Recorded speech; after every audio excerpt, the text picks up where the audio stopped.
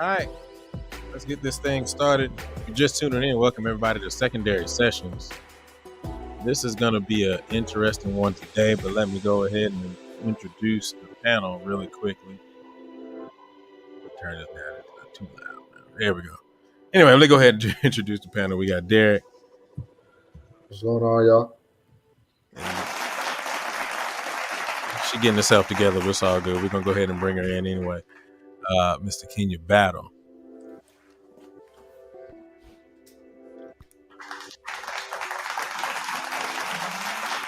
There we go. She's all set. She's ready to go. All right. This is going to be a very interesting one. How you doing, Miss Battle? I'm doing very well. Thank you for asking. I did not just run up a flight and a half of stairs that fast. That wasn't me. Hey, man, there's nothing wrong with a little exercise. We can all get it in every now and then. PT. Yes, I will definitely take it. So first things first, I do want to actually say welcome, Miss Battle, to Secondary Sessions. You've never been on this particular show. I had to bring Miss Battle over from a Diver Lady Band Director podcast because she's just so amazing and her energy is amazing. And I think that she would bring a lot for today's show. So definitely had to bring her on. Now, this is going to be a very, very hard one for us. Especially for myself and Derek, just because of the rivalry that we have right now in this room. Spartan Legion here versus Rattlers. So I don't know if. I mean, I'm Team Rattler. Is there anything else to be? Yeah. There's that BS and music ed sitting right there. Yeah. I'm a Humphreys era Rattler. Don't play with me. Okay, I will all respect it, but I got a rocket. Hello, let me take the headphones off right quick. There we go. Spartan Legion all the way, baby. So Right, behold the green and that's gold. right. That's right. Behold. Who is that? The green and gold. Here we go. Off State University Spartans. Yeah. The who what now? Oh Lord. So this is definitely going to be very interesting to say the least, but it's going to be fun. I can't wait to really break into this. So let's actually do it the right way. First of all, if you're just tuning in, welcome everybody to Secondary Sessions. You guys go ahead and click that like button as soon as you walk in. And also, please make sure you subscribe to the network. We got a lot of stuff coming in, a lot of stuff going on, and I want to make sure that everybody is tuned in to the network. All right, Ms. Battle, the way we do it, I mean, we just kind of give topics and we just kind of round table it. And whatever flows out of your brain is whatever we're going to accept. And I am all for that. And I know you are too. So let's go ahead and get this thing started. All right. First topic. Well, first, let me do it like this. I don't know. Had any of you seen what had taken place in DeSoto? Yes. All right. There's also been an apology. Yeah, I saw that apology, and we're gonna get into that part. You gotta enlighten me. I'm not aware. All right, so I was gonna pull up the clip, but I didn't feel like going through all that process. But what specifically happened was there was a substitute teacher that was hospitalized by a student who had thrown a chair at the substitute teacher. I'm familiar with the video now. Yeah. You've seen it. You've seen it. Yes, but one of the things that kind of prompted this particular show and the title of this show is I want to say maybe about a day or two ago, I was on, just perusing and all that kind of stuff. And I saw something very interesting. I'm going to share it on the screen for a second. And we're not going to share the whole thing, but one of the things that I saw is just the fact that the substitute, let me scroll up there. Boom. The substitute teacher attacked in DeSoto ISD classroom says he plans to return to the classroom. And so I just found that very interesting. And so I actually want to kind of dive into that conversation. So with that being said, the first question and his rationale, we will get into that. But first question is, why do we feel like we have to save them all? Why do we feel like we have to save them all? Derek, you got it first, brother. Man, I think selflessness is embedded in every teacher.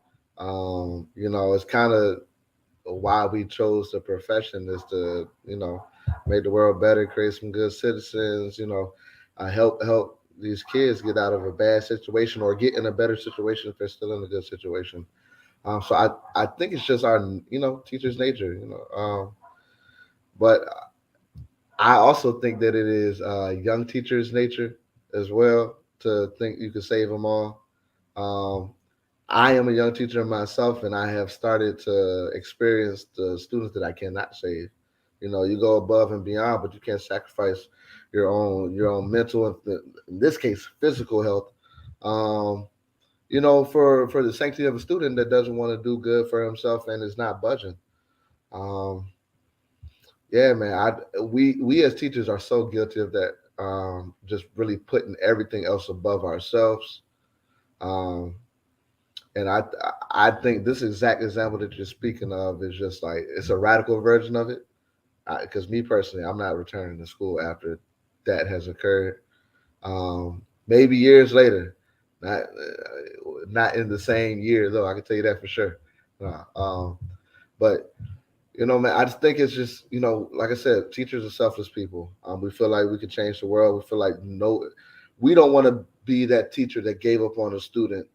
You never want to be that teacher because you're going to find an adult that says, "Man, I hated this teacher. They always said I wasn't going to be nothing." You don't want to be that teacher to any student. So, man, like I said, I'm gonna just chop it up to a teacher's nature. That's why we feel like we got to save everyone. All right. Well, Miss Battle, you seem like you're ready to go. So you got it. Go ahead. Yeah, to your point, Derek, we as a people have been rooted in community.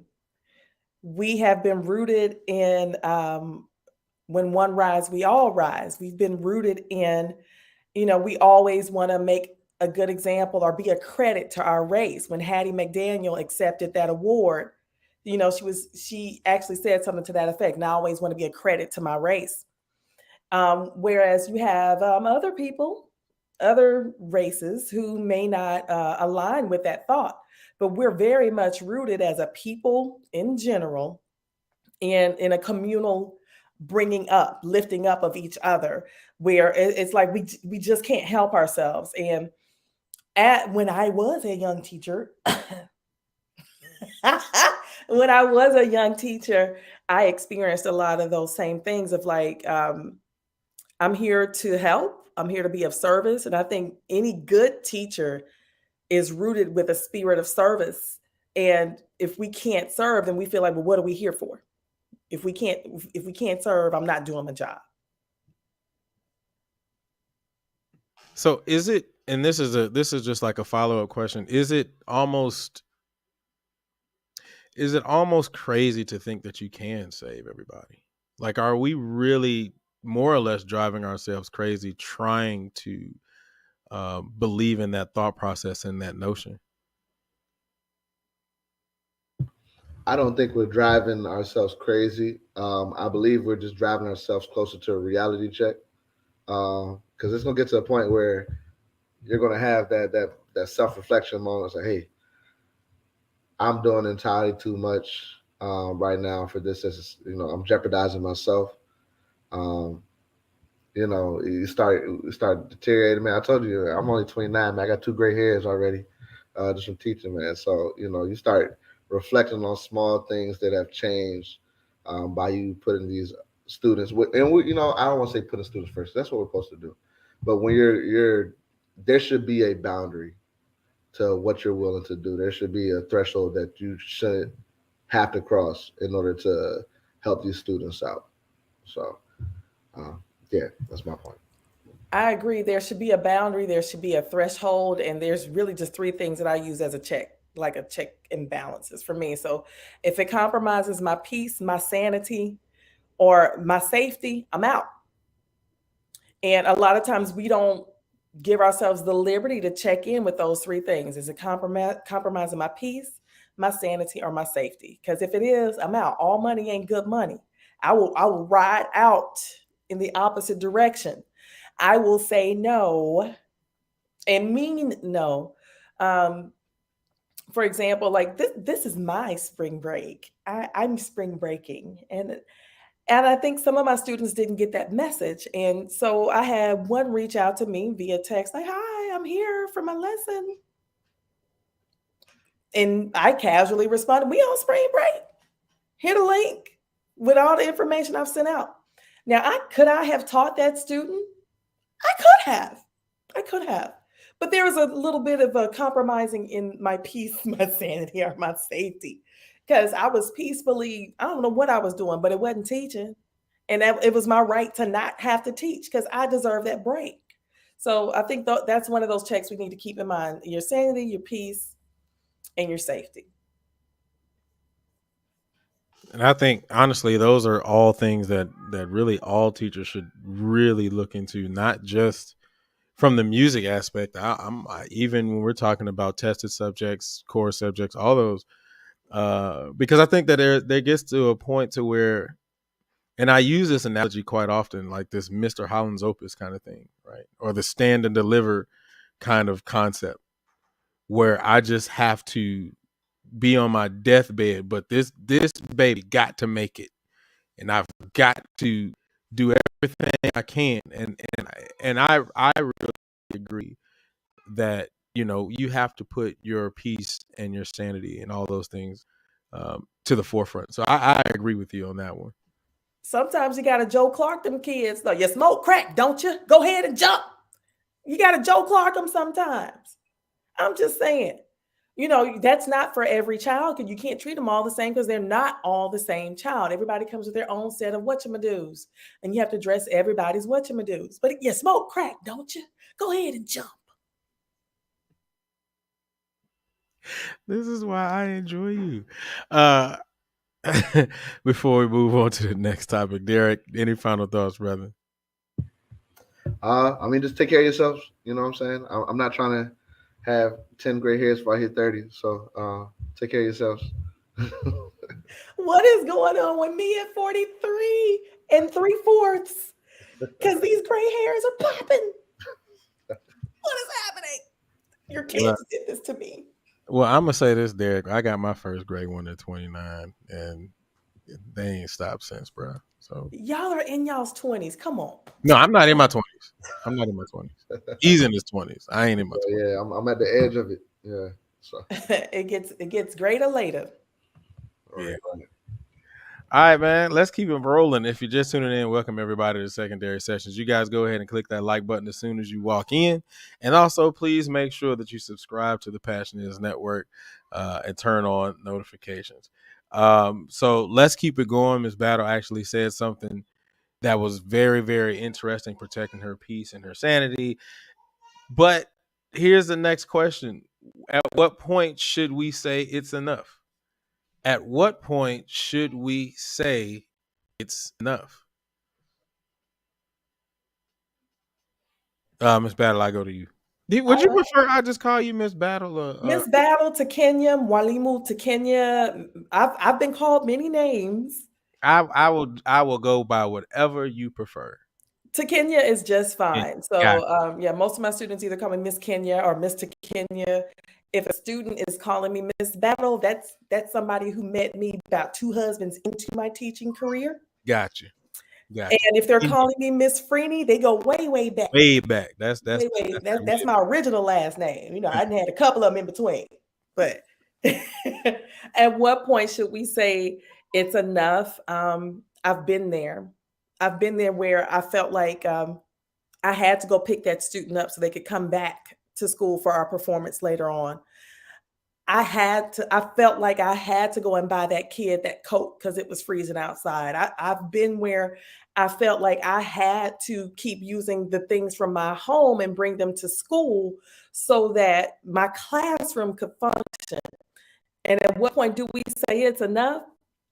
For me, it was when I saw that the school wasn't going to meet my needs. That's one. The school wasn't meeting my immediate needs. Like if I need this equipment, I need this equipment. I mean, why should I have to be using a boombox? Why should I be having to use my personal laptop? Why should I be having to use my personal sound and AV equipment when the core teachers can ask for pretty much whatever, and have it. Why am I different? Why am I being treated differently? Another point at when you should say it's enough, when you tired, when you really feel tapped out, you know that feeling you have, just like, ooh, mother, this mother. When you have those feelings, it's time to tap out, tap out, tap out. Derek, at what point should we say it's enough? And I think it's a person to person thing. It's obviously a lot of things that can tell people that they're done. You know, some people have more tolerance for certain things than others do. You may have that teacher that has no problem picking kids up all the time. Um, I'm not one of those teachers. I'm sorry. I drive a sports car that eats up gas, and the way it's looking right now, no, it's no good. But you know, I think everybody has a different tolerance for something else. Because I mean, we always have things as a teacher that are going to eat away at us all the time. That's part of the job. But what are you willing to deal with?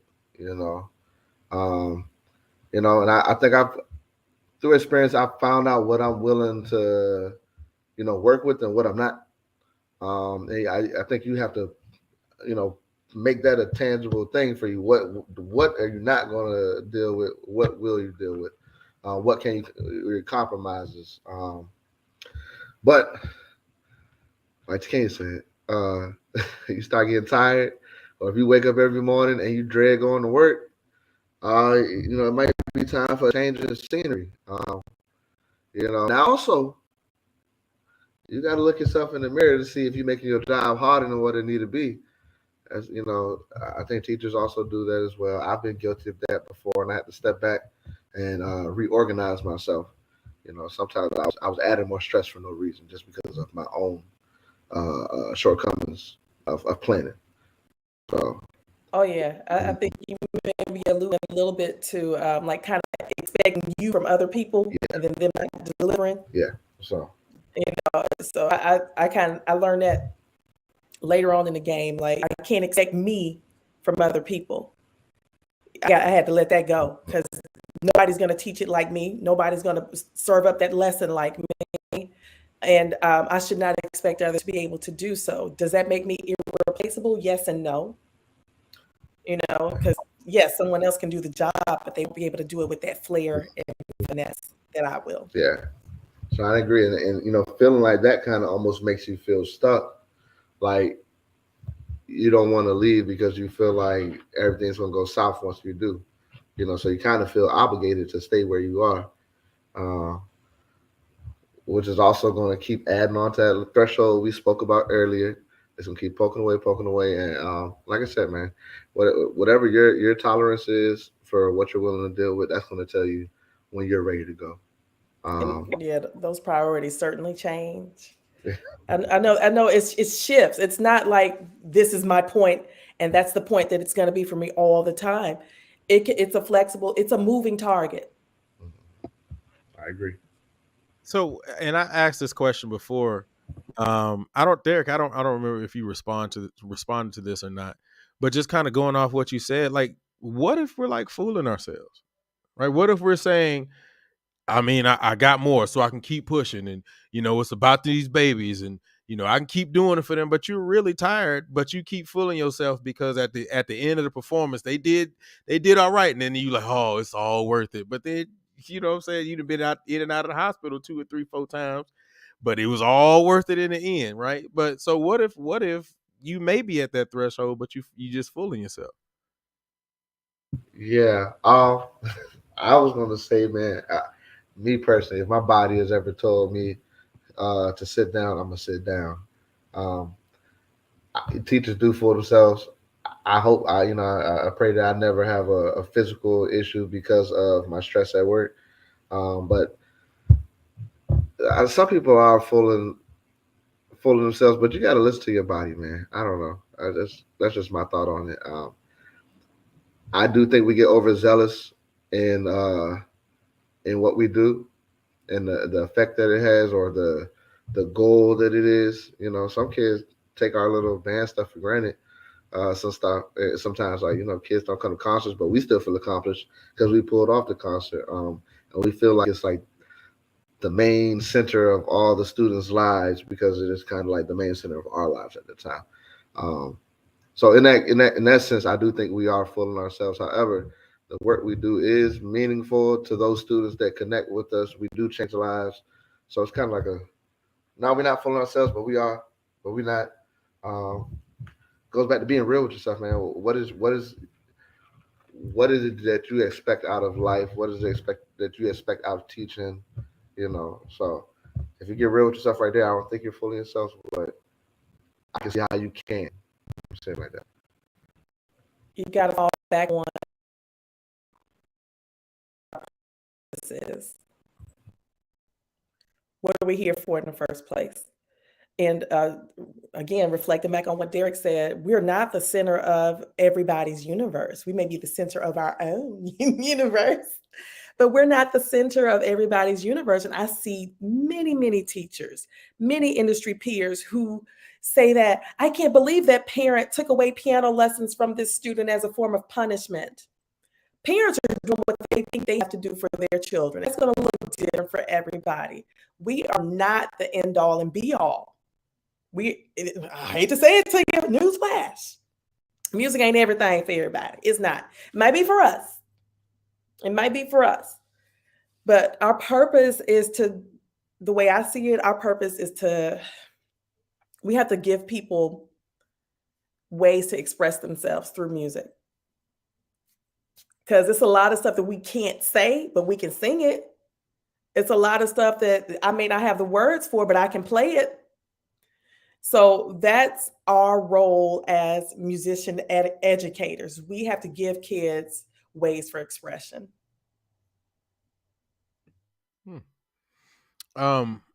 Yesterday, what's today? Sunday. Today's Monday. Yeah. So yesterday on Diary of a Lady Band Director, you guys talked about something that was really, really, really that really hit home for me. The what did you guys say? The band director heart attack. It's a real thing, right? Because like I said, that, to me, that just kind of goes back to the fooling yourself thing, right? Because I think that we, at some point, you're trying to make this battle happen, or you're trying to make this festival, these festival ones, or you're trying to do the marching contest, or you're trying to do all of these things, and you're trying to, you know, touch and reach every kid, and you're like, yeah, they're getting it, and that band the heart attack is real. You know, I've seen it. I've had friends of mine or peers of mine who have experienced it, and it's not a cool thing, and it's not something good to see. But I also think that goes back when I was younger and I didn't have any kids.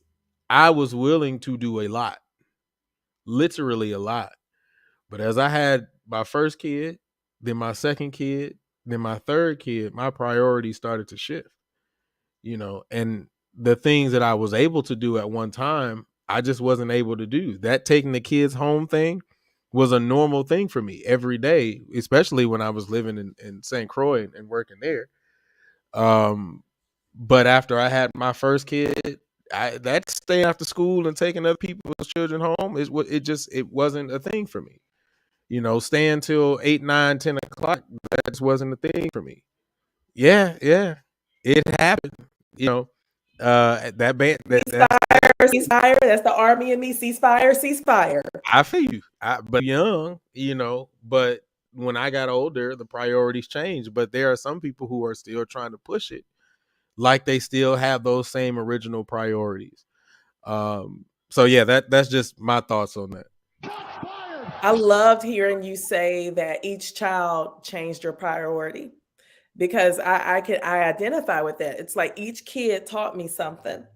My first kid taught me to slow down because I was gigging, I was teaching, and I was playing at church.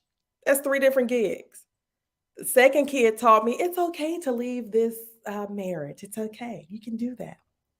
And my third kid taught me that it's okay to start over again. That third kid was the impetus for me actually leaving public school. Wow, that's deep. That's deep. Derek, any thoughts on that? Well, I don't have children yet, so I can't really speak on that aspect of it. Uh, but I mean, Yeah, I agree. practice kids. These are your Yeah, yeah, practice yeah. babies. Practice kids. Yeah, I agree. I do find myself like overworking sometimes. I try to do a lot. But the band director heart attack, man. My band director has had a heart attack before. And so when I first started teaching, I was itinerant for the middle school that I worked with, and it was weird to the band director that was at the middle school. He said something to me during assessment time, right? He said something along the lines of, "Yeah, man, you know what time of the year it is. You get this heart rate up. Trying to get everybody ready for festival. Just stretching yourself out, having a hard time sleeping, and all stuff like that." And I'm looking at him like, "What?" This is my first year teaching. That was my first year teaching. That's what he's saying to me. I was like, "Why is that a time of the year where your heart rate is going to be up?" But then I understood it, as I went through it. Um, but man, I don't know. That is a scary thing, I think, as a band director, man, because we have so much pressure on us to put on performances, recruit kids, just be Superman, Superwoman. You know, it is a scary thing. I don't know how we can curve that, because we're always going to try to do everything we can. As we spoke about earlier, what to say, we can't save them all. We're gonna try, but man, I don't know how to. You all said the children helped y'all slow down. I'm at that point right now where I'm trying to do. Sometimes I do catch myself doing too much.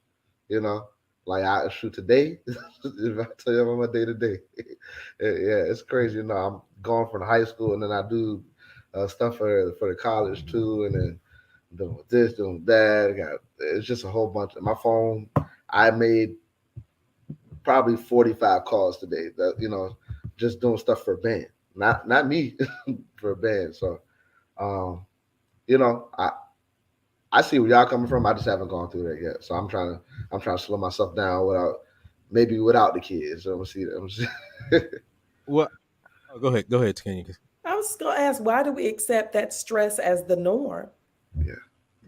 Because we don't have to accept that as the norm.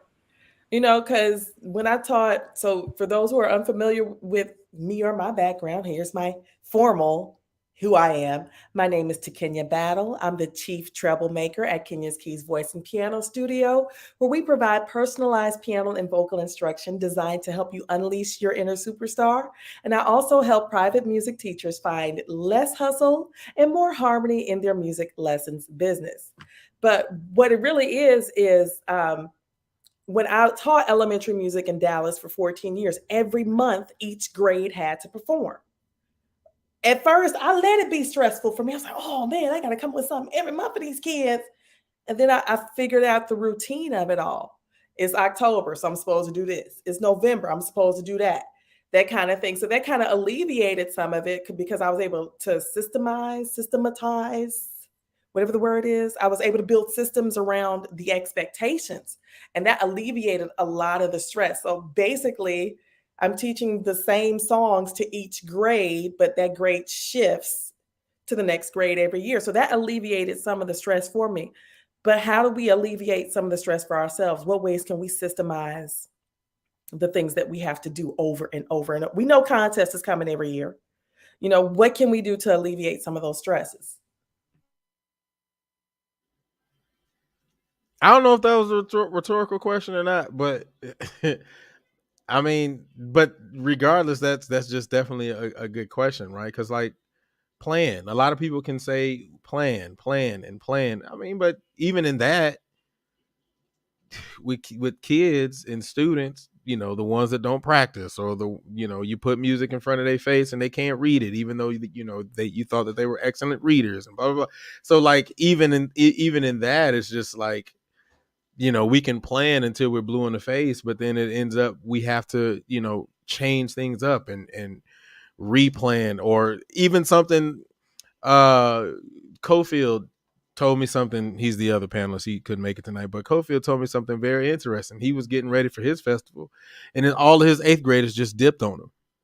So then he had to be up writing parts and rearranging parts and things of that nature just to be able to make it to the festival. That was a week and a half later, you know. So I That was mean, me imaginarily choking every child, I just know, choking him. I know, I know, and so it's really that question really is an interesting question, because just when you may think you have it all together and you think you have it handled, you know, with what we do, there's always that curveball. And then just kind of thinking about what you were talking about, Derek. Yeah, you don't have any children yet, but I will say this: when I look at marriage rates of band directors, um, it ain't high, and most of the time, um, the ones that are successful, 9 times out of 10, has the person has a spouse who has been in the activity or teaches.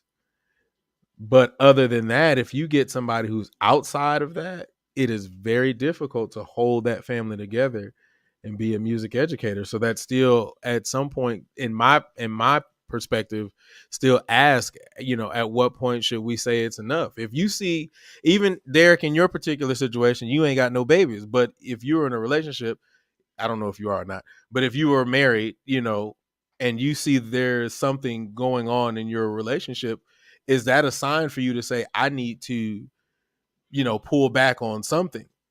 More than likely, it's probably the job, but will that be enough for you to be able to say, hey, this may not be, conducive for my relationship? Yeah, I believe it would though. You know, I always have to step back sometimes and remember that the job is replaceable. I'm replaceable at the job. I can find another job. However, you know what I'm saying, your personal feelings and your personal life is not replaceable. You mess up the love of your life because you done dug yourself into work. You know, you really shoot yourself in the foot at that point. So I do think that would change it. I do. Yeah, I gotta say, it was hearing my. I don't know if we were married then. I don't know. It's a whole story about how me and my second husband came to be together. But some of the triggers were coming from him. Some of the warning shots were coming from him. He was saying, you're not taking it up there to that school today. If they ain't got it, don't you bring it." So some of that was coming from him, where I was like, but they don't, but my kids don't have, my students don't have. He's like, "Don't take it up there. If the school can't give it to you, don't worry about it. Them kids gonna be all right."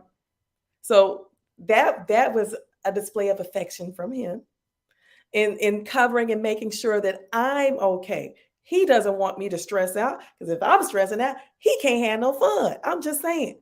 So as long as everything is smooth sailing for me, it's smooth sailing for him. And anything that was impeding fun, he's against as my spouse. Hey, ain't nothing wrong with that. Ain't nothing wrong. You told me something off camera that I do value. Um, but when you got somebody who's 100% supportive of you, ain't nothing better than that.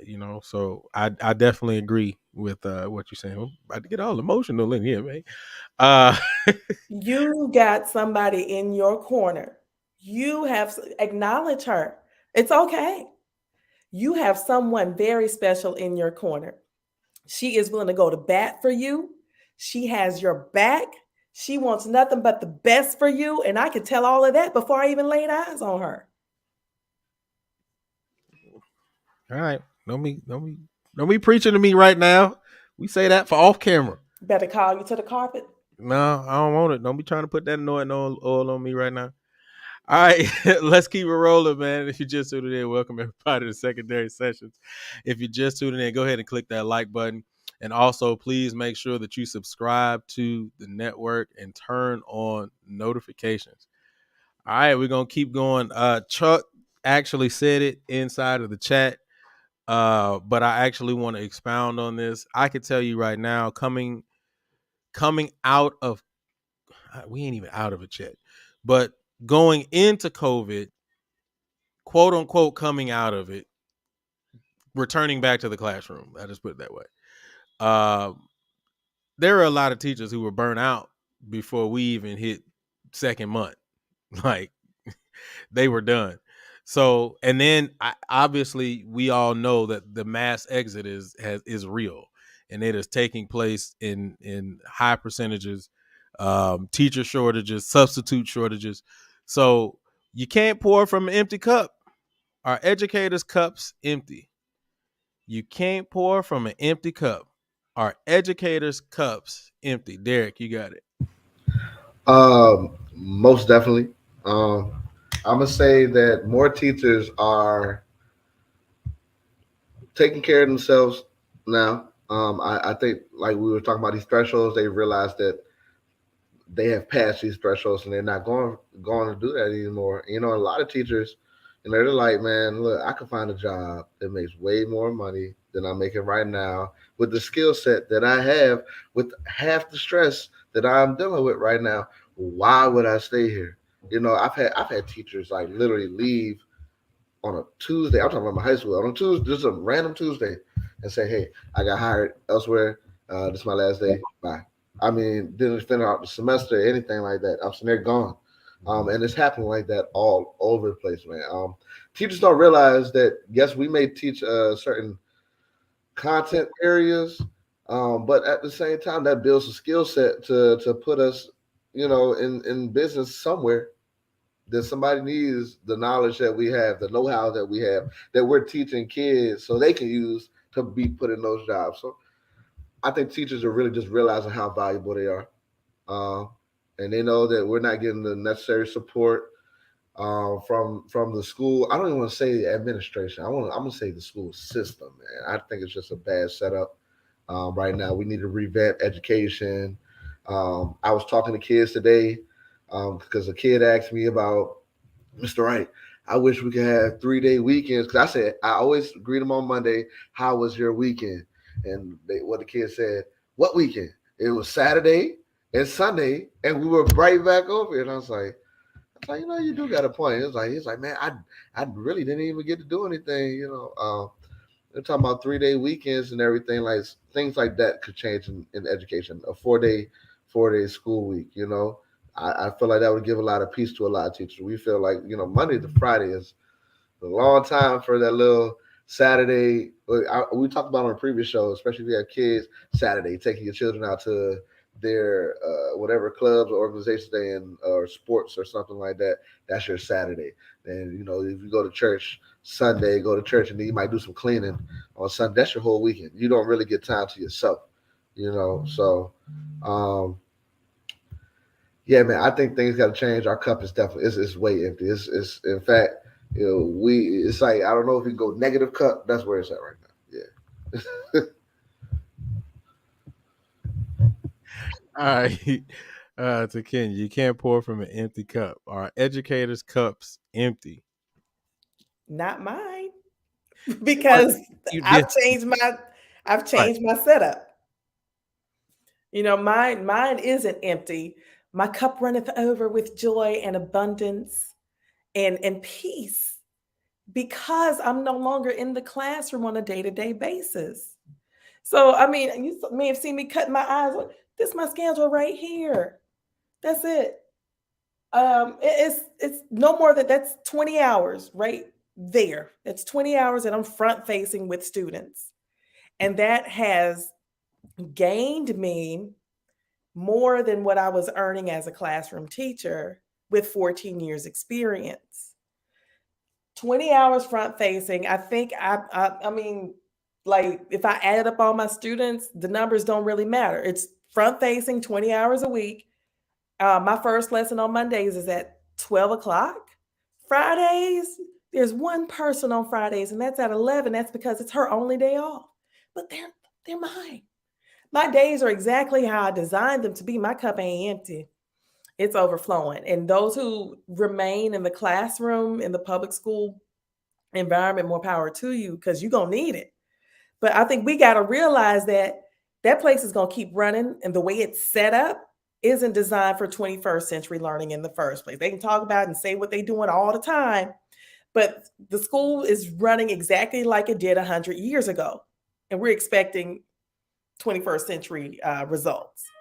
So is everybody in Texas? Where y'all at? Nah, me and you the only one in Texas. Yeah, I'm in Virginia, so I'm in Georgia. All right, so Governor Greg Abbott. You Yeah, get my daughter, you hear my daughter say ill. yeah, That's yeah. my 15-year-old. She said ill. She's smart. Governor Greg Abbott has put together a task force of educators. And Yeah, if you I saw look at the data, Ugh.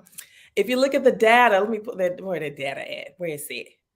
Let's see. When doing the math, the average length that these administrators have been out of the classroom is about 15 years. Some of these people have never ever taught. And it's just like the median, what is this? The average pay for these people that are on his task force is $171K a year. The average teacher in Texas makes about $58K. So when people say, ask the teachers, they'll tell you what they'll tell you. We'll ask us and we'll tell you. Then you see somebody who is a figurehead of power saying that he's asking the teachers. He's clearly not. He is not. So voting is very important. And go vote, all that good stuff. But my cup ain't empty; it's overflowing.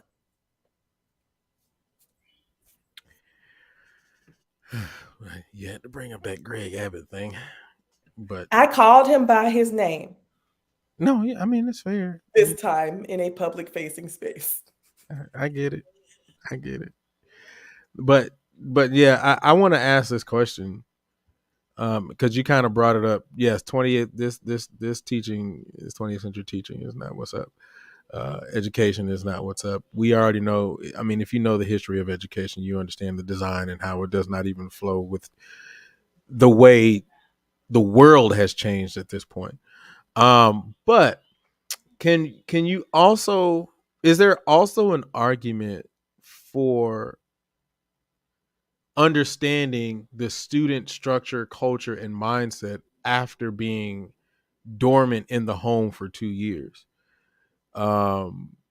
Because I think that sometimes, I don't think that us as educators overlook that, but I think that when we start talking about the quote unquote burnout, a lot of people skip over the fact that a lot of these students are just different within the last 2 years. And I think that we don't put a large light on that as we should, and that contributes to the burnout. So does anybody feel that same exact way? What are your thoughts on that? I do. I think we all do, for real, for real. Matter of fact, I mentioned that today. I was like, my seniors and y'all 10th grade. Juniors y'all 9th, and so on and so forth. And that affects a lot of things, man. Like a lot. You asking kids to, well, okay, so COVID shined a light on, just a plethora of things. It made all-star students lazy because it took accountability away. You telling me all I had to do is this? You don't know if I'm here or not. You don't know what I'm doing. I could be anywhere doing whatever. And, sometimes, man, kids were doing whatever for an entire year. You know what I mean? So just the way that the approach, okay, what is that? It's it's like the stamina is gone. There you go. To be able to sit for 8 hours at a school and do, X, Y, and Z, that's been lost. And not just for kids, but for us as well. You know what I mean? And then, you had to adapt. So you had to find ways to make it meaningful. You had to find ways to make it work. You do all of that. And some educators, they figured it was like, shoot, you telling me I can do this from the house? I don't have to do blase, blah, whatever. Oh, I'm with it. Like they just did. So now you have to go back to the structure. And it's like, but wait a minute, I done found another way. Was that Bill Gates who was like, sometimes I'll hire a lazy person because they're gonna find the most efficient way to get it done. Like, that's just, and I mean, some educators hit it to that, kids hit it to that. Kids kind of figured it out before the adults did. Then we started trying to, finagle it another way. Like, oh, wait a minute, they're getting too good at it. Hold on, they got the shortcut. Wait a minute, because it's still baffling to me. That's not on subject, but it's still baffling to me how we don't know how to use like Zoom. What? How do you have somebody hosting a meeting? You don't know how to mute somebody. Come on now. What are we doing? No, how about this one always gets me. All right, let me share my screen. Yeah. And they tearing it down. I'm talking about. I didn't put the audio on. Let me go back and let me make my audio. Yeah. Bro, it's been that learning curve wasn't that bad. It was I'm still learning Zoom. To each his own. But well, all right. Well, hey, I mean, but that's that. It's not my favorite. Zoom isn't my favorite. That's that FAMU for you. I'd like to do other things. I'll use a StreamYard or a Music.live or a Musico.io type thing because those things are more friendly towards what we're doing versus Zoom. Yeah. But to hit on what you're saying, there's some intersectionality on what you're talking about over there. For me, my children are 18, 15, 14, and 7. That's 7-year-old. Left kindergarten and never went back to school, and now he's in 2nd grade. So I mean that's just something to consider. But as I quote from Black Exhaustion, Karens and Other Threats to Black Lives and Well-Being by Teresa M. Robinson, she has coined the term coronavirusism. That word. It's supposed to be racism with coronavirus. Yeah, there you go. Coronavirusism. Yeah, there you go. She's coined that term, and it just highlighted the places where the system has already been set up to fail us in the first place, and we're trying to do the best that we can with strings and tape and whatnot and so on. I very much recommend this book. But it's saying like one of the main things that it pointed out was that profit was always king. And so if the state wasn't making money because those bodies weren't in seats, the state has to find a way to get those bodies back in seats. And what'd you say, girl? Capitalism. My 15-year-old capitalism. Did y'all hear her? I'm sorry. I'm yes. She said, I'll be quiet. You ain't got to be quiet. Mommy ain't telling you to be quiet. Do you, boo? That's my child. She's homeschooled? No, she's not. So I want to say, I dare not say my children are homeschooled in the traditional sense. They go to public school, howsoever. We've sat there and watched, I will put together playlists all last month. They sing and lift every voice on command. I ain't playing with them. I'm their teacher. I've been their first teacher since before they left my womb. I'm their teacher. They just go to school. Got you. That's missing too. That's my wife all day. Like, I mean, we homeschool our babies, but even when my oldest daughter was in school, she was still coming home like, nah, you gonna get this lesson here from me. So no, I get that 100%. Derek, my bad. We kind of veered off. All good. I mean, I still remember. We're talking about change. People change during the pandemic. I mean, I think it's a fact now. I think we all feel different. Anyways, it's never going to be the same. I have seen students start to get recently get a little bit more acclimated to being in school, but you can always, like we said, all our students are 2 years behind. Like the seniors are so immature, and I'm used to immature because it's high school. I teach high school. They're regularly immature, but they're extra immature now. It's like, I got people that were just getting out their freshman year, just new sophomores and everything. Now that they're graduating seniors, they still run around the school, like run around the school, being rough with each other. I mean, there's still no stuff that I would expect from a freshman or a sophomore. So I think we're all different. It's going to take some time for us to get into some sense of normalcy in the classroom.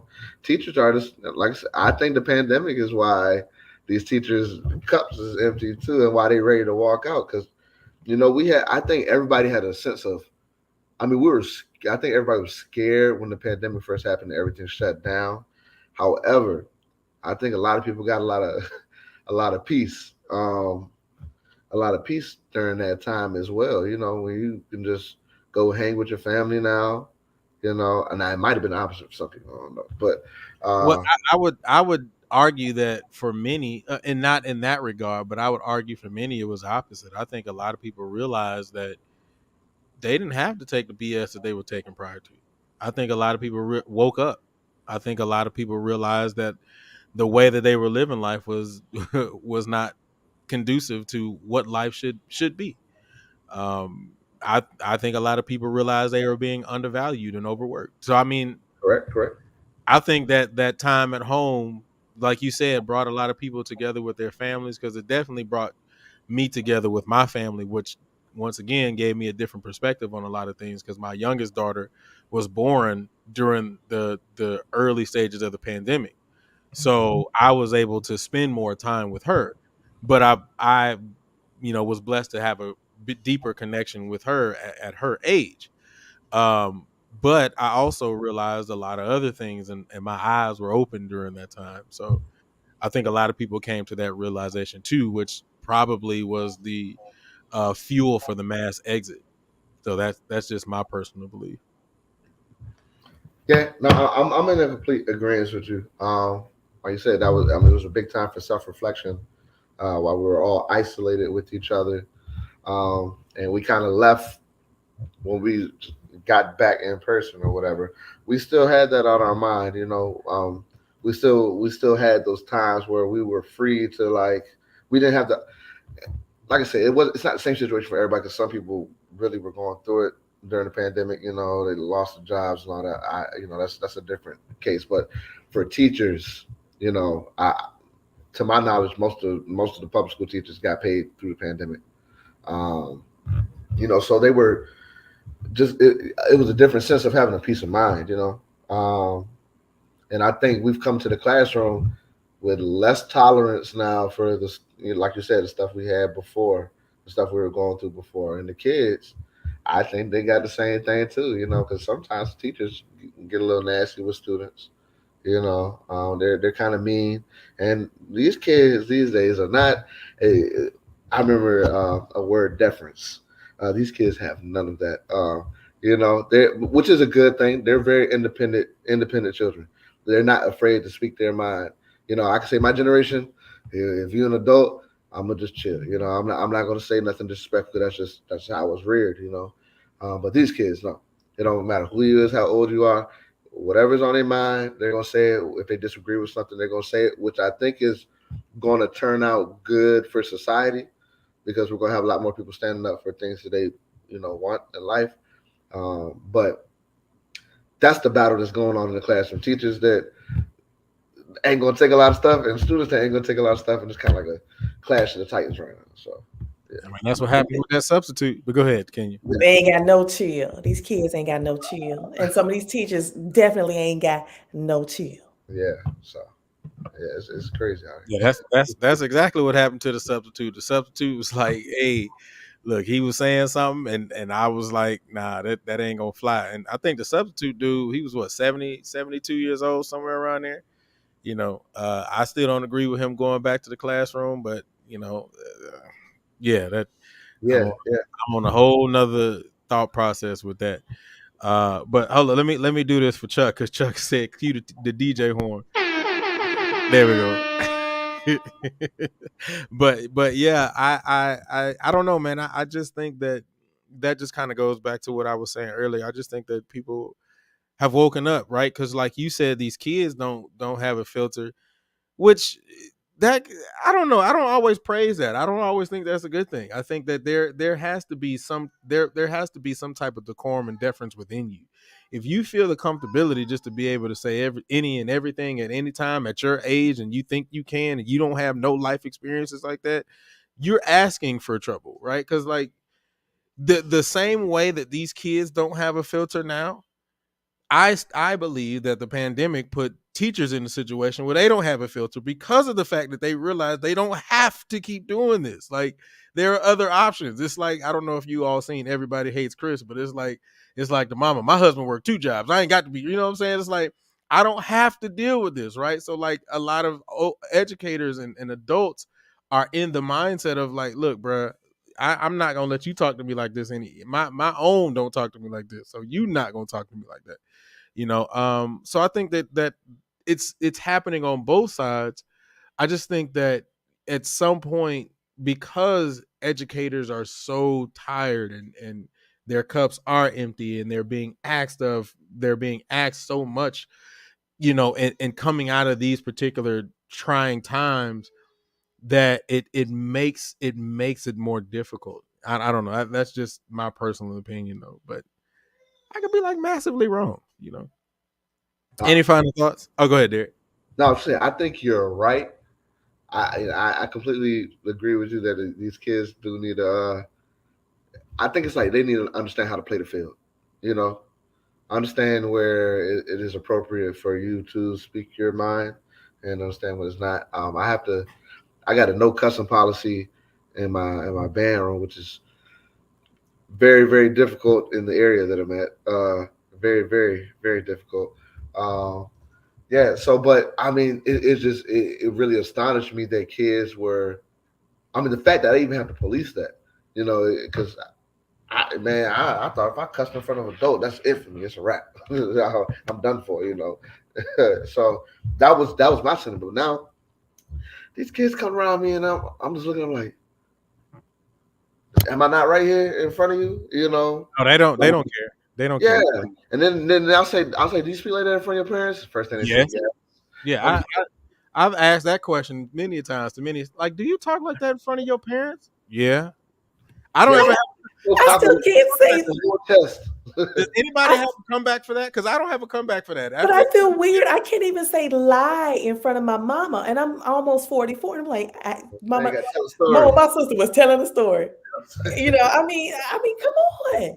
It's a different kind of kid these days. Even with my own children, and I know one of you can hear me right now. I don't put anything past my own children. I know y'all be cussing in your text messages to each other. I know y'all do it, but you better not do it to me. Get on them, mama. Get on them, mama. But yeah, you right there. Go ahead, bro. No, I was like, man, it's crazy. You talking about a comeback stat, man. Only thing I can say to that, I was like, well, look, I'm not your parents. I was like, look, if I respect you, you gotta respect me too, man. I was like, so just don't do it in front of me. I know y'all do it with your friends, go have fun with them, but if I'm in your presence, that's yeah. See, exactly. I'm reading the comment now. Yeah, don't do it in front of me, man. I tell them it's disrespectful if somebody's not tolerant to cussing. And mind you, I cuss like a sailor, but I would never. My students don't know that, and they'll never know it. So, but when I'm with my friends, I do what I do, and I always try to preach to them. I was like, hey, you all have to, like I said, I'm big on playing the field. You gotta know where you're at. Read the room. If it's a room where you can't cuss, then go ahead, do your thing, be social. But if it's not a room, you got to learn how to be professional. That is one thing I will say. I think the generation's going to struggle with is being in a room with professionals and speaking professionally. Yeah, it's a whole different ballgame. But who knows? By the time they get in the professional world, maybe that'll be acceptable. We never know. Yeah, definitely to your point again, Derek. What I would say to my kids, I'm talking about my students now. What I would say to them, because I say my kids, what I would say to my kids, my students, is while you're with me, I'm going to treat you like you're one of mine. So treat me like you would treat your mother or better when you're with me. I'm going to treat you like you mine. The only thing that I can't do to you is whoop your behind, but I call your mama so she can. And that's literally what I would say to my students. And to your point about professionalism, one of my kids went on an interview the other week, and this is for a job to work at the movie theater. And he said it was a group interview, and out of all the kids that were there for this group interview, he was the only one who was dressed with some slacks and a nice shirt, dress shoes. He's the only one who shook the person's hand at the end of the thing, and he's the only one that got hired too. Free buttered popcorn just for you. Look at that. But look, these kids wear Crocs to interviews, man. Hey, let's not go. Let's not even. All Don't right, bring. we're not gonna. We're Don't not gonna don't bring that up. I have a problem with that. But we're not even gonna go there. We're not even gonna go Crocs on the the Uggs, man. cross conversation. Oh my gosh, we're not gonna do that. All right, man, we're gonna keep moving because we talking about Crocs. All right, if you just tuned it in, man, welcome everybody to Secondary Sessions. You guys go ahead and click that like button, man. And also please make sure that you subscribe to the Passion Is Network and turn on notifications. We're on our last topic of the night. And I've already put the link into the chat if you want to call in with us, give your thoughts on any of the topics that we've already discussed, and give your views on anything that we've discussed. All right. I'm gonna go ahead. I'm gonna put the link back in the chat again after this last topic. All right.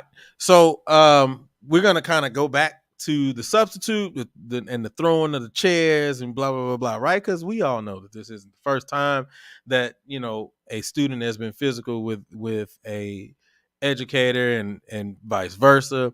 And one of the things um that really kind of gets under my skin, ever since I started teaching, was I'm always hearing the responses from parents and people outside, and it's like, he should know better. He's the adult in the classroom and blah blah blah. And I'm like, really? Like, really? So final question of the night: do people truly believe that educators should sacrifice their lives for the job? Do people truly believe the educator should sacrifice their lives for the job? Jared, since you ain't started one yet, you got it. Yes, and I feel as though some educators kind of feel that way too. So this loops all the way back to like the first thing y'all asked. I tuned in just to make sure I kind of was up on it. But it was something along the lines of like what you're willing to, like, why won't we give up on a kid? It kind of go hand in hand with that. To be honest, and it's, man, parenting, education, a lot of things are different nowadays. It just are. It's crazy to me how you can call a parent about something and the parent will go at you rather than the child. Like, it could be purely about the kid. The kid cursed me out today. Well, why are you calling my phone? What? Because you're the parent. Like, huh? And will defend the kid. So educators get on the side of, well, what's the point? And then that kind of go to your second topic. That I want to say that was Ms. Battle talking about your sanity, your peace, and F it. Then I collect my check. I do what I'm supposed to do. But when it comes to trying to risk my life to do whatever I'm supposed to do for you, nah, I'm good. And sometimes that takes a toll in a lot of ways. Because you could be trying to, just dial back maybe one thing and dial back the whole joint. And that get people to, not be effective no more or lose their passion for what it is that they're doing. And it's like a big downward spiral. But I mean, the answer is absolutely yes. You are the parent of these kids without all the rights of said parent. My wife, man, she be saying it. Especially when a kid call her mama, she'd be like, well, if I'm your mama, I need that social security number because I'm writing you off of my taxes. Oh, no? Okay, well, then you leave that at the crib because that's not me, which makes sense. But yeah, yes, they do. So was it? Do people? Yes, people do. Absolutely. I thought you said society, but yes, people do expect us to kill ourselves for these chaps because. No, I'm not going to say that next part because I am an educator, and that was about to go super left about my man's taking that chair. Yeah, let's not go. Yeah. Speak your piece in a way that keeps you gainfully employed. Okay. To Kenya, do people truly believe that educators should sacrifice their lives for the job? We were the heroes at the beginning of the pandemic. Now we're the enemy again. We were the heroes in the beginning, and now we're the enemy. I remember doing the drills, like, oh, lockdown drill. Oh, we on lockdown. I remember we were on the playground. I was outside with some kids. We outside in the Texas sun having a good time. And then they call out the little magic words to let you know we on lockdown. And here I am trying to rush all these kids back inside because why?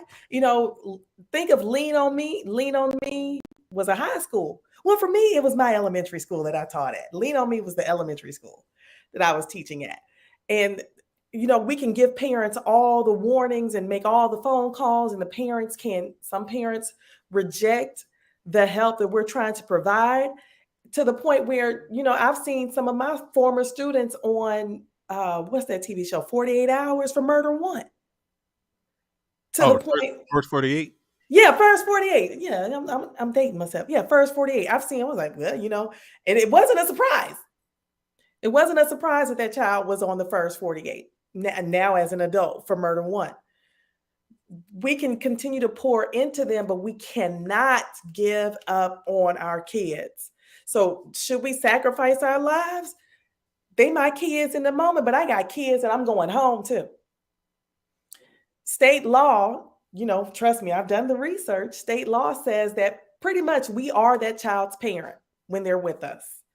And state law also says, at least, when I was looking it up at that point in time, that whatever a kid does to us, we have the right to exact that same level of action towards them, and plus one step further if needed. So if you throw on a chair at me, technically, I can throw a chair at you. Technically. I've been bitten, I've been scratched, I've been pushed, I've been SA'd by a kindergartner, had to grab hands. Y'all, protect your peace, your sanity, and your safety.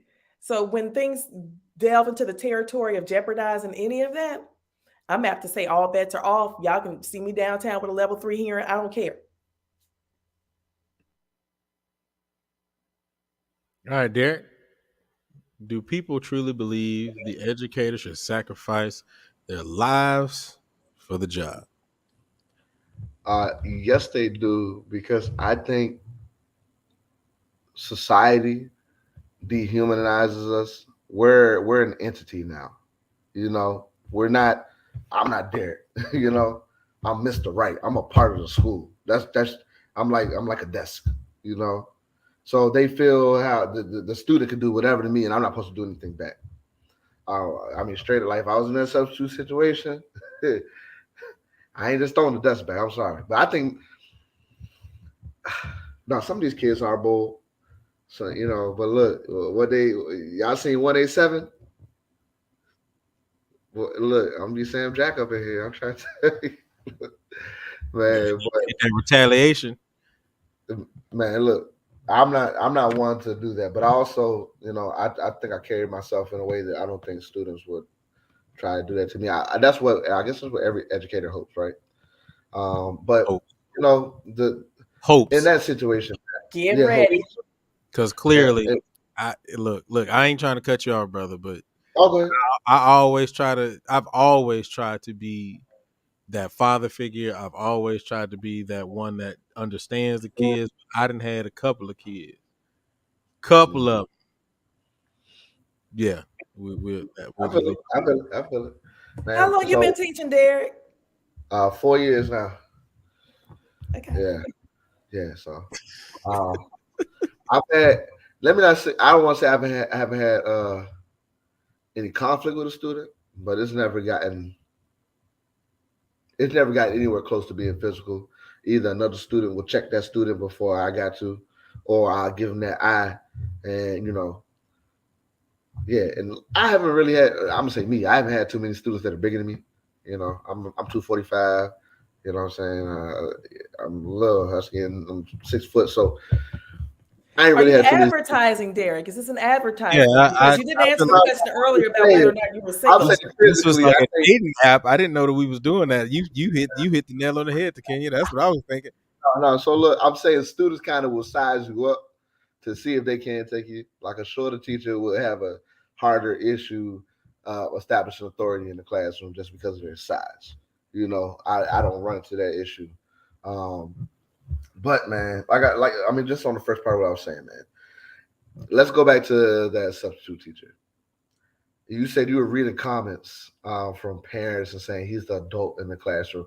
I hate reading. Every time I see a teacher assault story, I hate reading the comments just because parents really feel that way.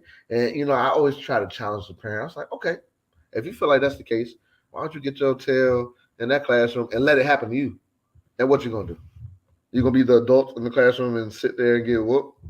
I was like, no. So, and then they always, man, I ain't gonna lie, I don't feel bad for students sometimes. Like, the student did what he did. I hope they press charges on him, man. He gonna have to learn his lesson straight up. He gonna be a I can message. neither confirm nor deny that there were times where there was a fight, possibly, Uh-huh. and another adult, teacher may or may not have said, "Y'all stop that fighting. Stop fighting. Stop. Get off of her. Move back.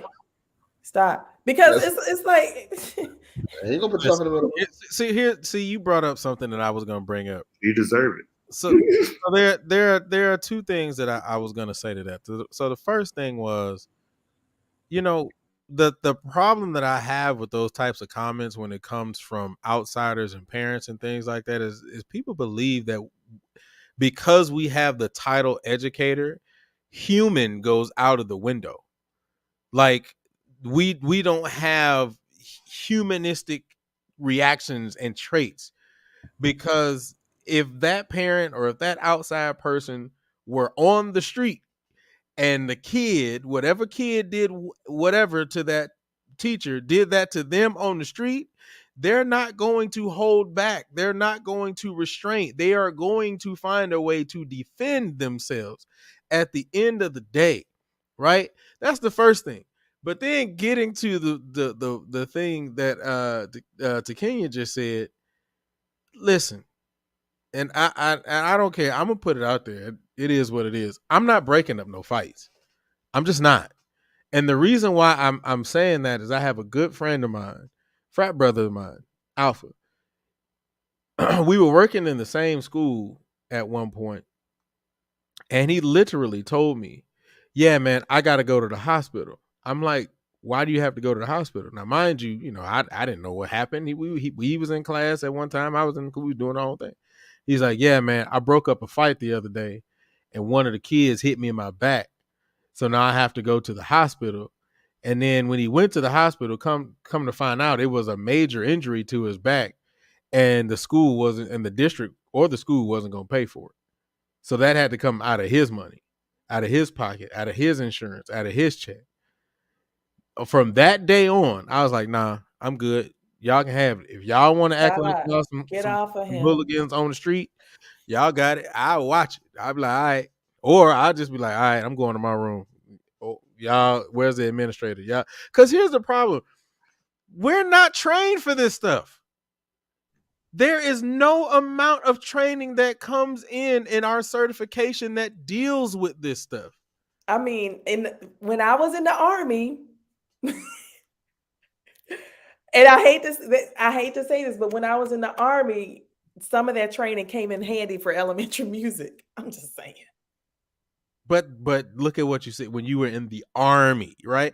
Like that to me, that's just as crazy.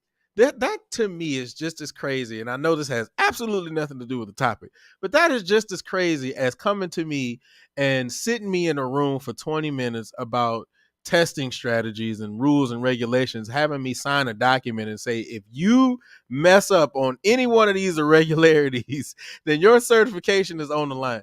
We didn't get no training for that. We sat in a room and talked to somebody for like 20 minutes and they zoomed past that so we could hurry up and get back to class and ate lunch. And now you're also telling me that I have to be this bouncer for this, and I don't want to use horrible words because I was about to say hooligan, but that's an old school word. Good Lord, I'm old. Debauchery. Right, but but I have to be this guy who is supposed to be restraining myself from someone who is trying to physically harm me, and I have no training. And what you're saying is, if I put hands on this child, then now I am at jeopardy that I had no certification, no training, no restraint, no nothing for. Come on, man, I'm good. Building a plane while still flying. And man, look here, the plane ain't even got no wheels. It ain't got no windows. It ain't got enough seats for sure. There's never enough room on this plane that we building while we flying it. No, you just let them turn. You just let them trains go. I'm at a new school. This school got intersections. I seen it before it happened, kind of. I seen that little girl. She dropped her stuff. I was like, oh, well. I walked straight to the office. Kids was looking at me like, "You're not gonna do?" No. I'll go get somebody. Yeah, I'll go tell. Look, I am quick to tell. That no snitching rule does not work for me. I am snitching. Mr. Clark. I'm telling everybody, and don't give me a radio because it's over. I'm giving your name, ID number, the color of your face, your skin, your hair. If you got Bantu knots, I'm letting it all go. I'm telling it all. I do not care, but don't expect me to physically get in there and ruffle with these kids. Nope, I am not referee for WWE. I figured out a long time ago that I do not have the self-restraint to take a punch from somebody who didn't mean to punch me. They was trying to punch somebody else. Because I'm going to see you. I'm going to turn around. I'm going to figure out what, or not, then all my animosity, all my hatred, all my anger, all of everything is just going to lash out at whoever is closest to me. It was an accident. Child. And that child might not have did anything, but you just looked at me weird. You know what I mean? Now you got to get it. And I might be holding the kid who's swinging and swinging too. like, wait a minute. It was self-defense, but that doesn't hold up. So I'll just be smart about it. Hey, bro, that's in somebody's job description. I'm gonna go get that guy. Hey, man, it's 6 kids. Breaking fights is not my pedigree. I'm just gonna let you know. That's just not. But horns up, I got you.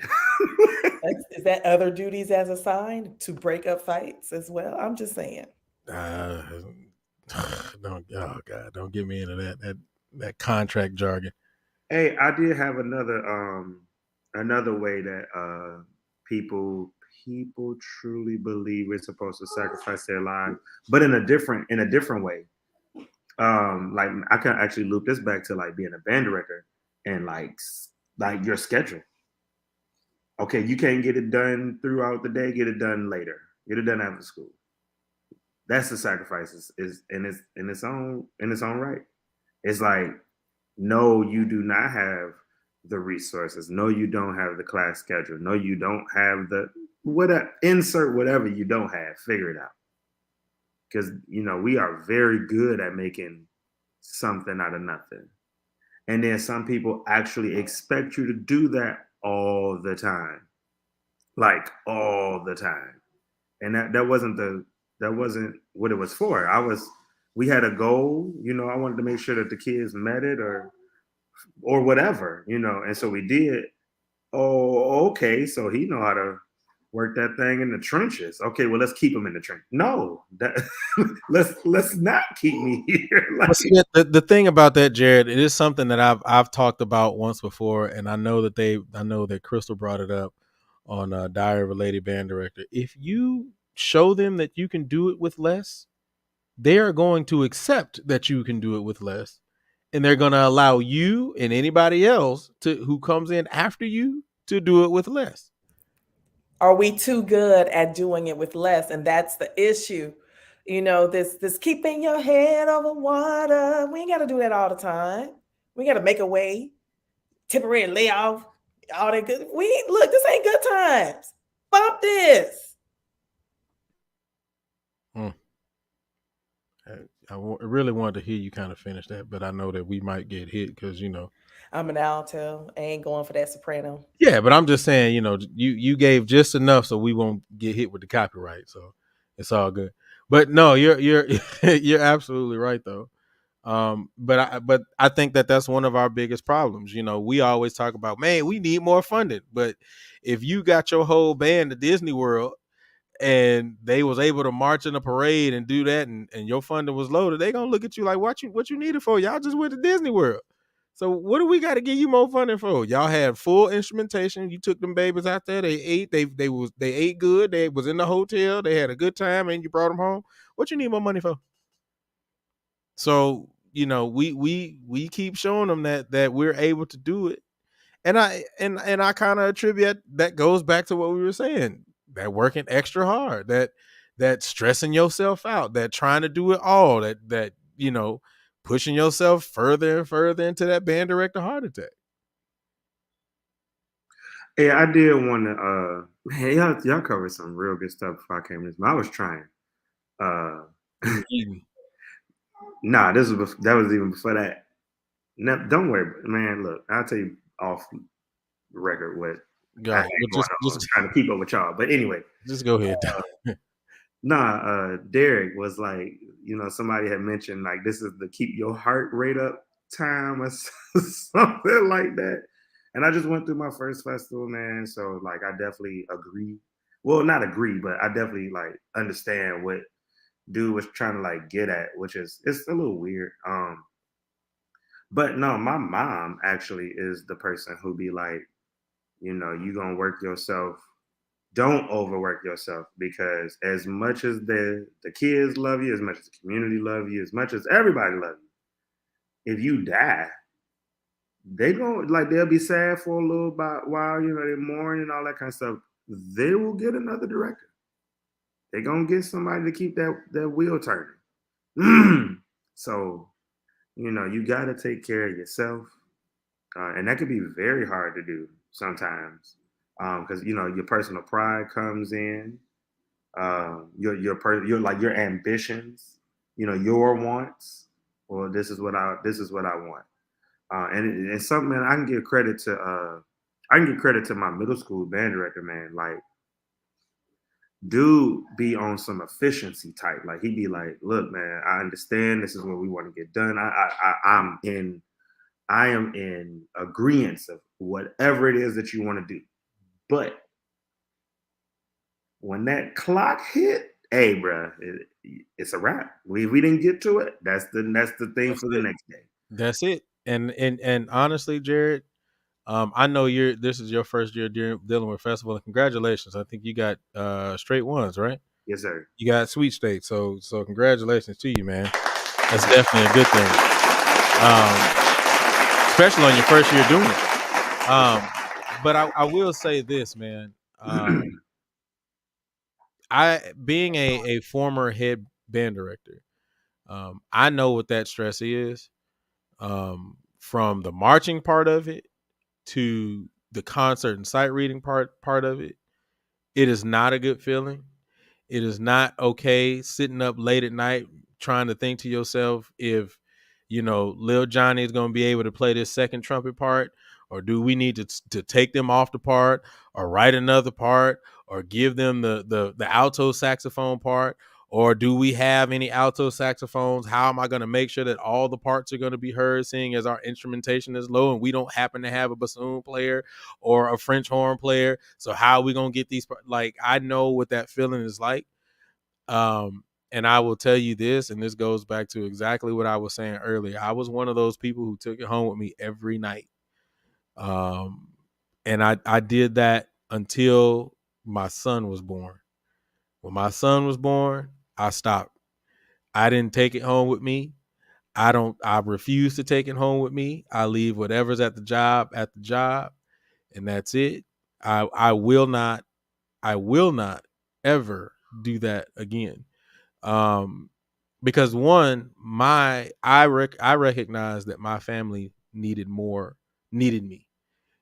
They needed my energy. They needed me to be focused on them and dialed into what they're doing. And when I'm focusing on that, I'm taking away from them. But the other thing is, I need a break from that. I just purely need a break from that. I need to breathe from that. I need to be able to relinquish that and let the job be the job. Um, and so, I know you're navigating through this, with your first year. I mean, it's not your first year teaching, obviously, but this is your first time going through this particular process. Trust me, brother. Once again, I'm definitely happy and proud of you for getting your straight ones. That's dope. But the director you were referring to is absolutely right. If it ain't done before when that clock hit, if it ain't done, it'll be there tomorrow. It ain't going nowhere. And trust me, if Lil Johnny couldn't play them parts that day, they more than likely ain't gonna be able to play them parts when they come back. So you can fix it on the next day, because they probably ain't practicing. If you gave that music to them 2-3 weeks in advance and they still struggling on it, they're gonna be struggling tomorrow. You can hit them. You can hit it with it tomorrow. So yeah, that director gave you some great advice, man. 100%. See, I see Crystal saying she's trying to recoup those years with her baby, with her son. A lot of times we give to other people's kids at the expense of our own, whether it be our own kids or our own selves. And that's not fair to the people in our lives who didn't ask to be here. So I'm glad she's reclaiming her time. I'm glad my sister is reclaiming her time. Talking about she didn't even bring that laptop home today. That's what I'm talking about. Because I know I can make every little video to help guide and assist Lil Johnny. It's always Lil Johnny, to help guide and assist Lil Johnny on his journey to playing the song that he picked. And you can see that Lil Johnny never clicked the link at all. Lil Johnny ain't done nothing. Now, when it's time for that recital on April 29th, Lil Johnny ain't gonna know his song, or he gonna be playing it with one hand or one finger. That's not a reflection on me. That's a reflection on Lil Johnny. But when you have ensembles to be more concerned about, I think it's a different type of, I don't want to call it a beast, but it's a different type of strategy when you have ensembles. You have to plan for the inevitable. You have to plan for the things that might possibly happen. And that's just more work, man. It's like, come on, where's the break? These are the breaks. Where the break at? I need a break because I'm on mine right now. Ken, you're awesome. I just wanted to put that out there. You are just awesome. I told you your energy is great. But yeah, you're absolutely right, and you can't get no more right than what you just gave. All right. And any final thoughts on this? Derek say he's good. Oh, go ahead, Jared. The answer is yes. The answer is yes. Yes, they feel like we should sacrifice our whole lives. People, if you are not educated, we are not going to sacrifice our whole life. Well, some people will. Some people will. I gotta put me first. I gotta put me first. I gotta put me first, Lucius. I gotta put me first, Lucius. You had that thing queued up. You be ready to go with that thing. No, I just got a little fast trigger fingers. That's the pianist in me. Man, look, you hit that last time on Crystal show, and that came so quick. Now look at you. You just pulling it up again. That's gonna be your new thing. Every time I see you, I'm gonna make that a clip just for you. Every time I see you, I'm gonna hit that. Man, this has definitely been dope. To Kenya, you are just awesome, a breath of fresh air. Derek, you already know, brother. You my guy. I got you hooked up already. Did he give you a call yet? Yeah, I got in contact with him, man. Hey, man, we got a link, man. I'm gonna be out your side of town tomorrow. Bro, you're gonna be in Fort Worth. Do you know how far Fort Worth is for me? Absolutely not. Fort Worth is about an hour for me, bro. Maybe about 45 minutes to an hour. Yeah, I mean, I'm from Virginia. I'm from Maryland, but I don't know nothing about Texas, man. I'm just letting you know. I moved here from Gaithersburg. Okay. But I'm a native Dallasite. I'm a native Texan. So I don't know about that. Born and raised in Dallas, little part of town called Oak Cliff. They call it the ghetto. I don't know why. Yeah, the band director that's helping him out is the band director at SOC. So my mama graduated from SOC. So like where I grew up is like 10 minutes from SOC. So you're in great company. That's the hood. All right. I mean, it ain't chocolate no more. Yeah. It's not full of chocolate now. I just let you know that. But it's all good. And then Jared, you already know, man, you were busy eating, but you came in here anyway, brother. I hope you enjoyed your salad, because I saw you shake up that salad dressing, bro. But see, look at that. Hey, man, look, it's zesty Italian, not just regular Italian. Zesty. you got way too much product placement in this thing, man. But Baltimore. That's where Derek from. Baltimore. From No, I'm from PG. I ain't from Baltimore. PG County. That's a whole nother world. Yeah. Okay, I like PG County. That's I loved it up there. One of my favorite places to live. I've lived in a few different places. Right now, I don't live in Dallas anymore. I live 2 hours to the south in a place called Temple, where like the biggest thing here is like the Buc-ee's. I live 15 minutes from Buc-ee's. Hey, you know Buc-ee's is the top notch here. Is it the super Buc-ee's or is it the little small Buc-ee's? It's the soup. It's the big Yeah, old Buc-ee's. I got one right up the street from me. It's about 5 minutes up the Is road. that like Walmart or something? I was about to say, You got to Google Buc-ee's. There's no explanation. Eric, you are coming down to this area, so you may see a Buc-ee's because I don't think there's one in Fort Worth. But if you can get a ride, you probably won't be able to. But if you can get a ride, come out here, bro. Because I ain't going out there. I'm just letting you know. I'm just. So I might get a rental car. Yeah. Come. You're gonna be paying for a lot of gas because from his house to Fort Worth, Texas is spread out. Too, man. Texas is huge. I'm just gonna. Yeah, she ain't lying. Texas is huge, bro. Right. Like my little one, I say my little one, my 18-year-old who's taller than me. He was in Garland this morning, but he was home today by 2:00, and it took him about 2.5 hours to do that. But he was in Garland. Well, he was Garland, then he stepped at my parents' house in Oak Cliff over there by Big T, and then he came on through where we at.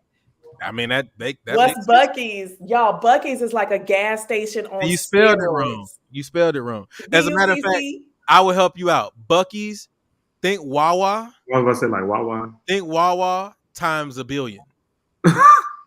Okay. Like Is real it talk. better than Sheets? Sheets times 10 billion. No, because Sheets is better than Wawa. Y'all be Sheets is better than Wawa. That's why I'm saying not maybe a billion, but Sheets is like Buc-ee's is like Sheets times 100. Let's put it that way. So it's an experience. It really is. It really is an experience. But you spell Buc-ee's wrong. It's not Buckey.